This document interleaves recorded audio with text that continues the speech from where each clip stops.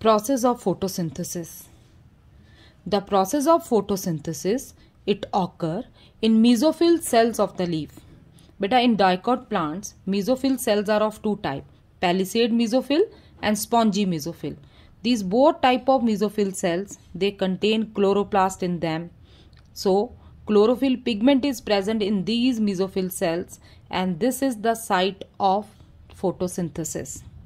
Now, for the process of photosynthesis, along with chlorophyll pigment, two raw materials are required, that is carbon dioxide and water. Beta, carbon dioxide plants take from the atmosphere, and this carbon dioxide from the atmosphere enter leaf by the process of diffusion through stomata, and water they absorb through root hairs from the soil.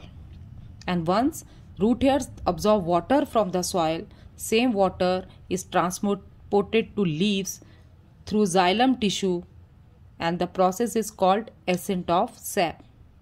The entire process of photosynthesis is summarized in one chemical equation, and this is also very important. Beta, 6 molecules of carbon dioxide, when they combined with 12 molecules of water in the presence of light energy and chlorophyll pigment, they prepare 1 molecule of glucose C6H12O6. 6 molecules of water are reformed, and 6 molecules of oxygen gas are released. This chemical equation is very important. Just see here, in chemical equation 12 molecules of water are present on reactant side and 6 on the product side. It doesn't mean that 6 water molecules are unused. First, all the 12 molecules of water are used in this process, and these 6 molecules of water, they are reformed. Now, the entire process of photosynthesis, it occur in two phases. First phase is called as light dependent phase, and second is light independent phase. Now, starting with light dependent phase. Beta, light dependent phase is also called as photochemical phase, because in this phase light energy is converted into chemical energy, and this phase occur in the presence of light only. In this phase, again I am repeating, light plays the key role. This phase, light dependent phase, occur in a series of chemical reaction, but in your syllabus it is given in brief only. So this light dependent phase, it is initiated by the light. So that's why we call it as photochemical phase also. And this phase of photosynthesis, it occur in grana, or we can say it takes place in thylakoids, because chlorophyll pigment is present in thylakoids. Now, steps involved in light reaction. We call this phase, light dependent phase, as light reaction also. Now, what are the steps which are involved in light reaction? The first step is activation of chlorophyll pigment. Beta, when light falls on the leaf, the chlorophyll pigment present inside the chloroplast in the mesophyll cells of the leaf, it gets activated and it start absorbing light in the form of photons. Photons is the smallest unit of light energy. So chlorophyll pigment, it start absorbing light in the form of photons, and the same photons are used for the second step of light dependent phase, that is for the splitting of water molecules. The light which is absorbed by chlorophyll pigment, it is used in the splitting of water molecules into two components. What are those two components? Hydrogen and oxygen. Hydrogen ions and oxygen, and it also releases electrons. So in second step, that is splitting of water, water molecules are broken down by the use of light energy which is absorbed by the chlorophyll pigment, and by this water molecules are broken down into hydrogen ion, electrons, and oxygen gas is released as a first stable and waste product of photosynthesis. As during this second step of light dependent phase, water molecules are broken down, this reaction is also called as photolysis, which means splitting by light. And here water molecule is broken down or splitted by the use of light energy. Beta, photolysis occurs in grana and it is defined as splitting of water molecules into hydrogen ion, oxygen in the presence of light. So in step 1, activation of chlorophyll occur by absorbing photons, that is light. Same light is used to split water molecules in the second step, that is called as photolysis. So at the end of light dependent phase, 3 products are formed.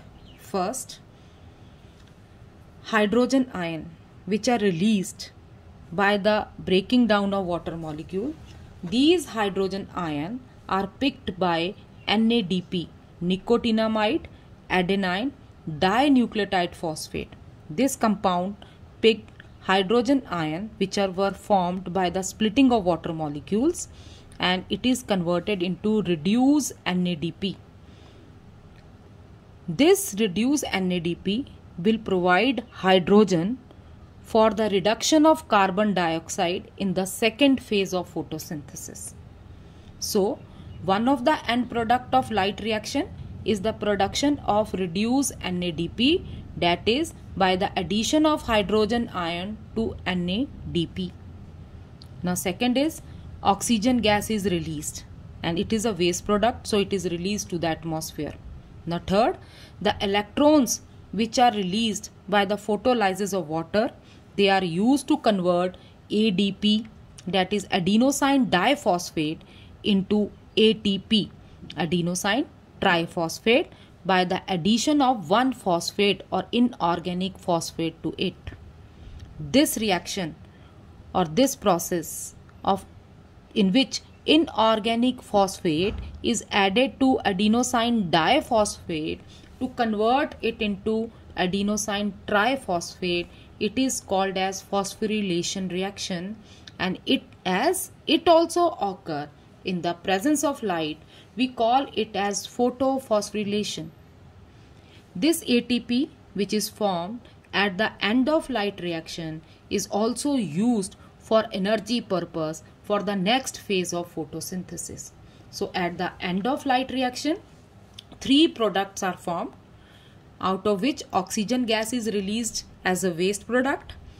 Reduced NADP will provide hydrogen for the reduction of carbon dioxide in the next step, and ATP will provide energy for the reduction of carbon dioxide in the next step of photosynthesis, that is light independent phase.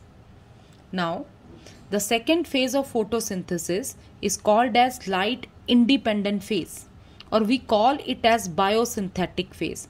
Why biosynthetic phase? Because here glucose is produced by the reduction of carbon dioxide. This phase of photosynthesis do not require light, that's why it is called as light independent phase. The old name for this phase is dark reaction, but it doesn't mean that it occur in dark. It occur simultaneously with the light reaction with the time gap less than 1/1000th of a second. So just after light reaction, this light independent phase of photosynthesis occur. During this phase, carbon dioxide is reduced to form glucose. Now the end product of light reaction, that is ATP and NADPH, both were carried further. In the presence of enzyme, both this ATP will provide energy and NADPH will provide hydrogen ion to reduce carbon dioxide into glucose, which is the stable product of photosynthesis. So this is all about the process of photosynthesis, the mechanism of photosynthesis. Now after that, as glucose is formed at the end of photosynthesis, now this glucose, as soon as it is formed, Immediately it is converted into starch by the process of polymerization. Polymerization means combination of smaller units to form bigger units. So here glucose is a monomer unit, small unit. So number of glucose molecules, they combine together to form starch, and this starch is stored inside the leaves during daytime. At night, when the photosynthesis stops, again this starch is reconverted into glucose, and then it is translocated by phloem to different parts of the plant body. So this is all about photosynthesis. Now next topic is adaptation in leaf to perform photosynthesis.